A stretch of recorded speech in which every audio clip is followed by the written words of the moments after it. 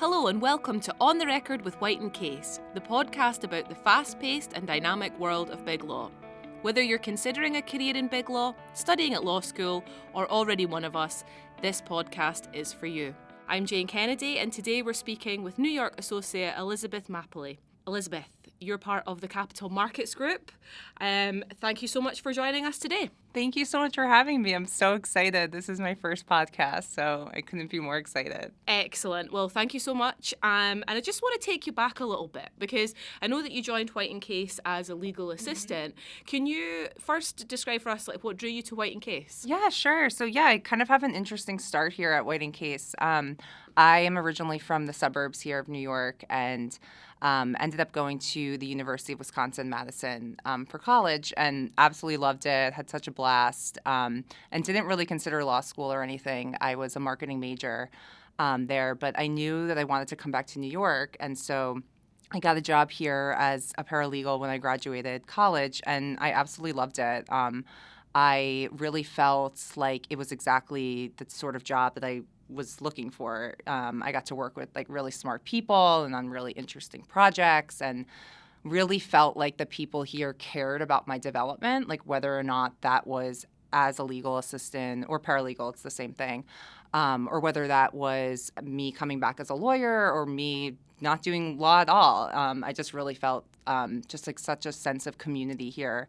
And so when I decided to go to law school, I went down to American University down in D.C. And after my 1L year, and I was considering kind of what I wanted to do and where I wanted to go, I kind of realized that the only place that I really wanted to come back to was White and Case. And so I just applied here and went through the whole OCI interview process, and here I am back as an associate in the same group that I started in. Excellent. Absolutely delighted. And I know that the team really wanted you to be back in the Capital Markets Group for sure.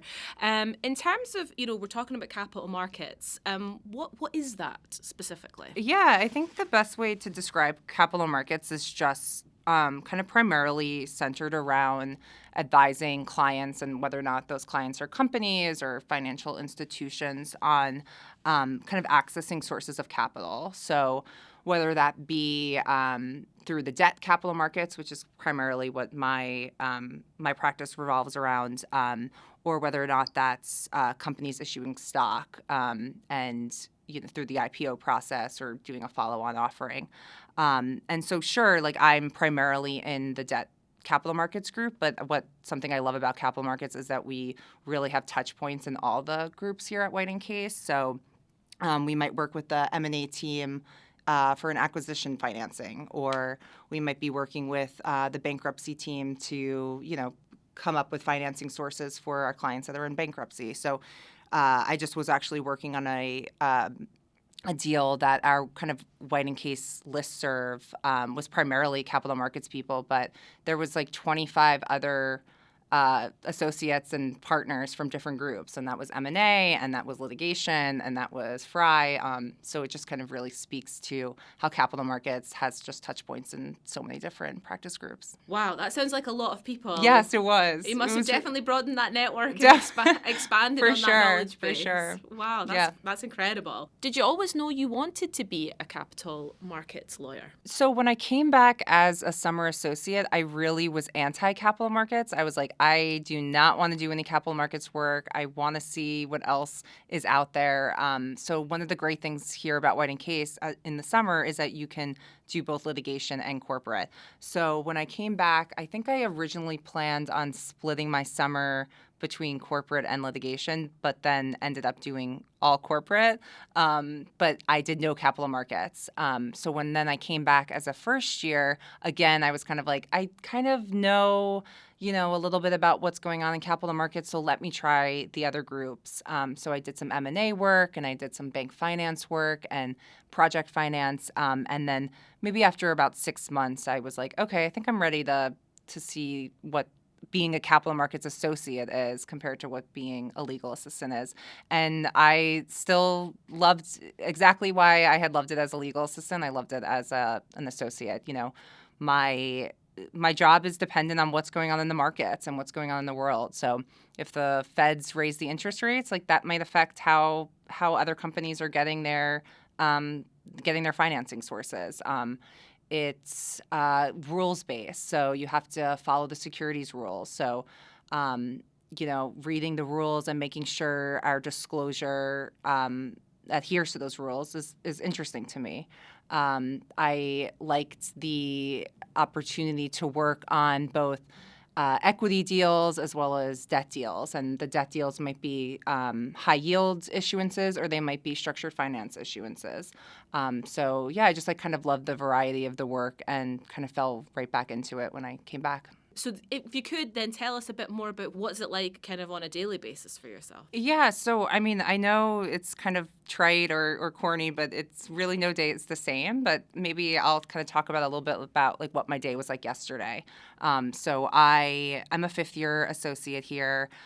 So I definitely am now working on teams that there are junior associates under me. And so that brings a whole new level of both challenges but also rewards working with junior associates. So I'm really learning how to delegate kind of day-to-day tasks that I've kind of mastered at this point. So in the morning, I try not to be that associate that, gives an assignment at 7 p.m. at night. So I really try and think about things that I can pass off to other people. So, yesterday I delegated I have a closing next Monday. So I delegated to the junior on the team to review some of the closing certificates that we received from outside counsel or the other side counsel.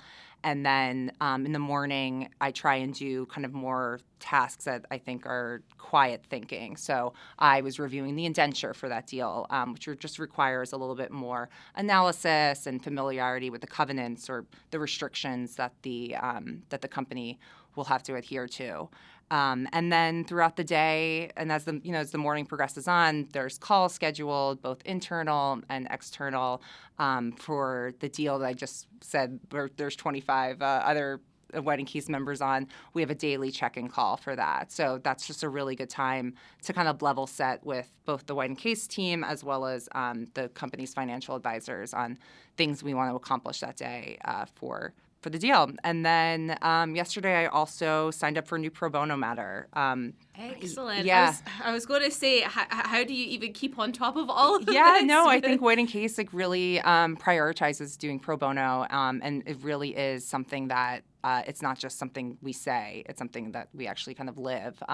So I signed up for a new case closed matter, which we try and seal kind of past criminal convictions that are like, this one I think is 25 years old, and impacts the person's ability to get employment and kind of live their life. It's just like a nonviolent crime. I primarily do those pro bonos, as well as I like to do some transgender name changes, which just helping with the paperwork that you have to file with the court to change a person's name. I think that you might be the associate who has done the most of those types of cases. Yeah, they're so rewarding. And the team, the pro bono team here at White & Case, and my partner who helps me with them, and my practice assistant also, they're just great resources, and it's so easy to change someone's life. I mean, it sounds corny, but it's true. It sounds extremely impactful, which is excellent. Mm-hmm. How did you get involved in that? Was that something that you did as an associate, or is it something that you started when you were a legal assistant, summer associate? How did you get involved at those stages? Yeah, one of my mentors here, who she actually sat across the hall from me when I was a paralegal, and she was an associate and remains one of my closest friends. I talked to her today.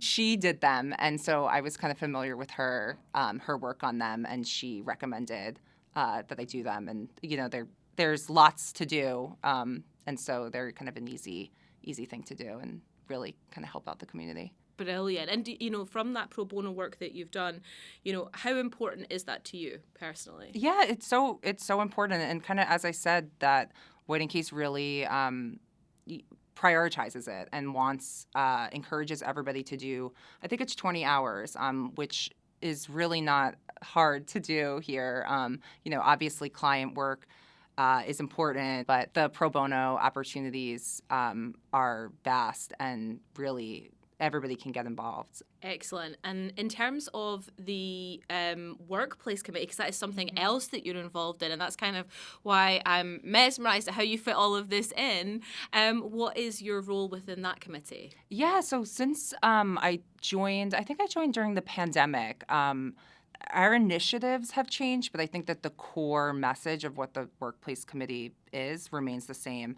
And that's just to make the New York office like a place that people want to work. A vibrant environment, a supportive environment, and somewhere just that everybody feels welcome. And the thing that I love about the workplace committee is that it's not just lawyers or partners. It's business services. We have people from the recruiting team. We have people from the tech team. We have legal assistants. We have practice assistants. So everybody here, might have different initiatives or different wants or needs that they want the workplace committee to help with. Or priorities rather. So just a great place to meet and to kind of figure out how to make the office a better place. So during the pandemic, a lot of that was focused on how do we keep our people connected?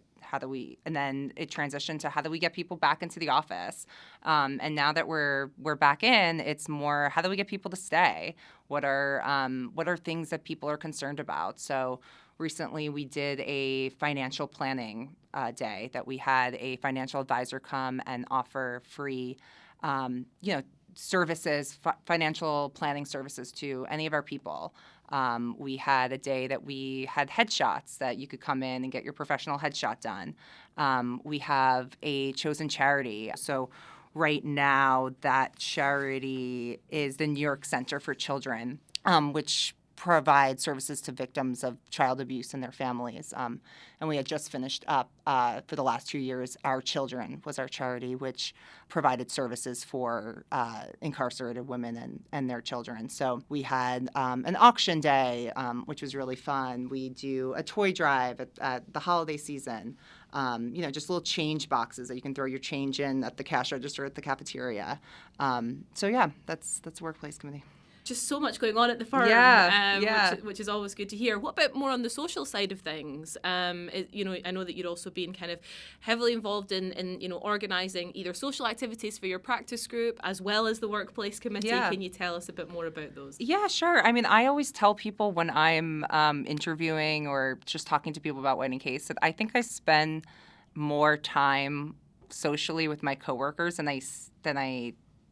my friends who are at other firms do, and that's honestly because of the people here. To be blunt, we work really hard here, but as a result, you get to develop like really good relationships with people. And we try and when we have the new summer associates come in, we have events for them on each of the floors, just kind of welcoming them and getting them to know the partners and what capital markets does and the types of work we do. In the capital markets group specifically, we have a women's group, and we meet monthly and for lunch and just have various conversations about topics that we might be interested in or books or articles that were published that month. And we also have had guest speakers come in of women who used to be in capital markets or used to be at White & Case who have since left, and they come back and talk about their new roles and what they liked about White & Case, what they might have not liked about White & Case, which is just really interesting to just kind of expand your network. And something that's also super fun, obviously, is when we close these big deals, we tend to get together as a team for lunch or for drinks or for dinner, and which is also great because sometimes that might just only be the White & Case team, but it also might be the clients and the other counsel, so you get to expand your network that's not just White & Case people. That sounds excellent. And taking that piece about networking, just from your journey from, as I say, legal assistant all the way to fifth-year associate, what has mentoring looked like to you, and what opportunities has the firm provided in that space? Yeah, I mean, I think that the firm does a really good job with setting up mentoring or opportunities to be mentored and to mentor yourself.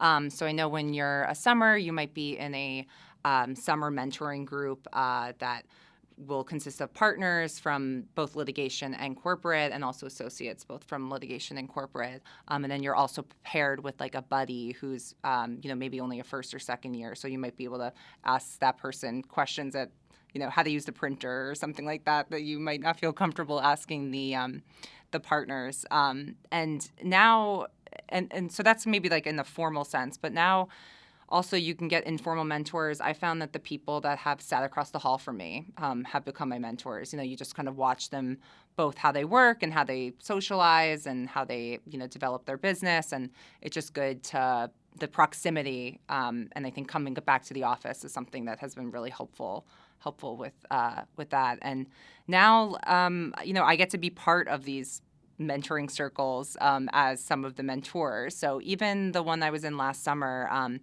the group was a litigation partner, me, and a litigation associate. And I had never met or had even knew the names of the litigation partner and associate that I was paired with, let alone I hadn't met the Summers, obviously, which was great for me. And now I see them in the cafeteria, and one of them just emailed me about one of the pro bonos. We sealed a case, and the partner reached out saying, like, great job. And it's so good to, expand your network in ways that I didn't think I was going to maybe benefit from being part of the mentors circle myself, and I did, which was fabulous. Excellent. And do you tend to keep in touch with those that you have met along the way? Oh, definitely, yeah. The girl that sat across the hall from me when I was a legal assistant, she no longer works here at White & Case, but we still talk all the time. And I think LinkedIn is obviously really helpful with that. White & Case has a super active alumni network. We actually just had an event where they invited alumni back to come to the office and to just connect with partners and associates of the like. So it's great. Not everybody will stay at White & Case forever, unfortunately. So it's good to keep in contact with everyone. Brilliant. And that's one of the refreshing things about White & Case is that they say even in your orientation, we're giving you the skills for success, whether you progress your career here with us or, you end up going elsewhere. There seems to be these connections. It's called big law, but once you get into it, it can be a smaller world Exactly. than you might suspect. Yeah, we, on the deal that I was talking about, we needed like local counsel in Colorado, and one of the associates at this kind of smaller firm was a former White & Case attorney. So you never know where you're going to run into people that you know or that you knew along the way. Brilliant. So it is excellent to have those connections. Yeah. That's amazing. And do you have any advice for our listeners when it comes to having those career conversations, with those either that you work on the team or reaching out to the mentors? What would your tips be? Yeah, I think here at White & Case, we have a formal review process that the firm takes really seriously. So every year at the end of the year, you'll meet with the partners and maybe the head of your group and have kind of frank and private conversations on kind of where you fit in and how you did that year. And I think it's a good opportunity for you to just ask the questions on where you fit in and what you kind of see for yourself. And an opportunity for you to ask questions to the partners on what you think that they might want to see from you and also what you want out of your career here.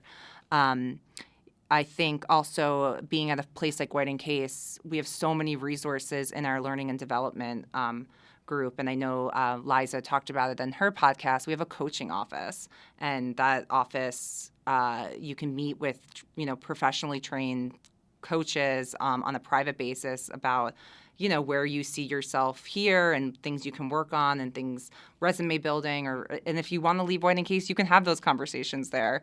So I think that those are great places to start. Yeah, I would completely agree with you. And, being a business services professional myself, I've used the coaching office, and I would definitely recommend those who are applying to us to become summer associates, junior associate laterals, to use that resource when they hopefully come to us. Yeah. So just in terms of, the how to succeed as an associate, keeping on that path of advice, is there any other tips that you would have for our listeners? Yeah, I think especially when you're a junior associate, just having a good attitude and having an open mind is so important. There's going to be and this happens to me too, still as a fifth year, there are so many times that I don't know what is going on, but being willing to jump in where necessary, being willing to ask questions, whether that be to the partner or my mentors or other associates who are my level or even below me, if I think that they might know the answer, is so important. And being proactive, both with the work and also with your career generally. So if there's a type of work that you want to do, like be proactive and ask a partner that you meet, in the cafeteria or at a happy hour or just like in your group, how you can do their work, or if they have anything interesting that they're working on that they need help with, whether or not that's client billable or not. Maybe it'll just be a pitch for a deal. So just getting your name out there and just having a good attitude. I also think one of my top tips is to read all of your emails. It sounds so kind of obvious, but there will be so many emails that your name is not mentioned or that don't involve you or that you don't think you need to read. But just having a general sense of following what's going on with the transaction, like hearing names, hearing terms, seeing what people are talking about is so important, so that in the next deal you can be like, oh, I remember we needed that certificate for this old deal, so I can go back to my emails and look at that. I just think it's so important to just kind of follow what's going on. That's great advice, Elizabeth. Thank you for that. One thing I'm going to ask you is, can you tell us something that didn't go to plan in your time at White & Case? And this is where we're going to take you a bit more off the record. Okay, yeah. So yeah, I think that's true, right? There are times that there are big moments and little moments that don't always go your way. When I was a legal assistant, we were working on an IPO, and we don't really tend to do this anymore, but we went to a financial printer, which is a service that assists companies with the production and like distribution of SEC filings. And we had been working so long for days straight. We were like basically living at the printer. And in this case, we were trying to file the IPO registration statement by 5:30 p.m., which is the SEC deadline to get that day's filing date. And it was looking great. Like we were kind of hanging out, and it was kind of approaching 5:30, and the printer ended up bringing in, wheeling in champagne and chocolate-covered strawberries, because they were like, yeah, these guys are gonna file.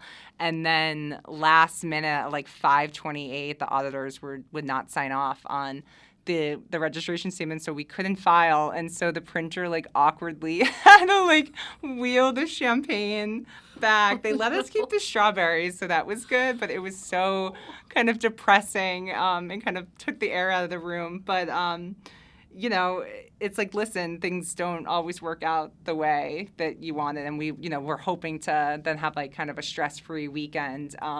But, we filed the next Monday, and it all worked out in the end. So excellent. And I hope they brought the champagne and strawberries back. Yes, we had a closing dinner. Excellent. Thank you so much, Elizabeth. We really appreciate you being here today and providing us with your advice. Thank you so much. This was so fun, and I hope that we break the Apple or Spotify charts and this climbs to the top. I hope so.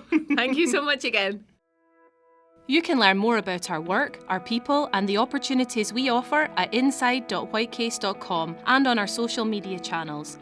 Find us on LinkedIn, Facebook, and Instagram at Whitecase. On the Record is for you, our listeners, so we want to hear from you. Email your thoughts, questions, and topic ideas to us at usgradrecruiting@whitecase.com. Please subscribe in your favourite podcast app so you don't miss out on more episodes. Thanks for listening.